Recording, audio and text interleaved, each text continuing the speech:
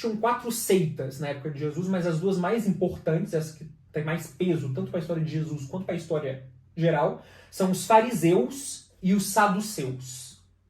Fariseu eu já escutei, saduceu nunca ouvi falar. Os saduceus era a corrente mais ligada aos sacerdotes do templo, e por o templo só existir em Jerusalém, eles se concentravam em Jerusalém, e por Jerusalém ser a capital, eles também eram os mais envolvidos nas intrigas políticas da coisa. Então, era um partido muito alta classe, os mais bem-nascidos, sacerdotes do templo e com conexões políticas. Era o partido dos saduceus, e eles tinham uma característica, que é eles só aceitavam a Torá, ou seja, os 5 primeiros livros, o Pentateuco de Moisés. Eles só aceitavam o que estava escrito, ou seja, a tradição, o que os professores ensinavam não valia, e por causa disso eles negavam a ressurreição dos mortos, a possibilidade teológica da ressurreição dos mortos. Esses são os saduceus.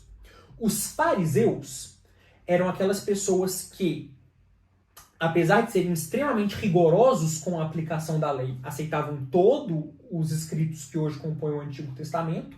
Então, a Torá, os escritos históricos e os profetas, e seguiam muito as tradições das escolas. Então, assim, eu fui educado por fulano, que foi educado por fulano, que foi educado por fulano, e aí, nisso que tem a tradição. Porque meu mestre ensinou assim, porque o mestre do meu mestre ensinou assim. Isso, os fariseus. Os fariseus. Então, eles eram os mais tradicionais, no sentido que eles respeitavam a tradição e ficavam evocando esses ensinamentos. Só que eles, os fariseus... Os outros, então, eram mais duros.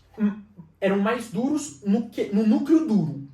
Os fariseus têm mais de onde tirar. Só que como eles têm mais de onde tirar, também eles cobravam umas regrinhas que os outros não cobravam. Porque assim, não, porque o jeito tradicional de se fazer assim é Y. Então você tem que seguir porque é o jeito tradicional. Então, querendo ou não, eles também eram muito rígidos, mas por uma outra vertente. Só que tem um problema. Os fariseus aceitam a ressurreição dos mortos, defendem a ressurreição dos mortos. Então, quando Jesus prega, eu vou ressuscitar, e um dia todos os que acreditarem em mim também vão ressuscitar, o fariseu gosta. O saduceu não gosta.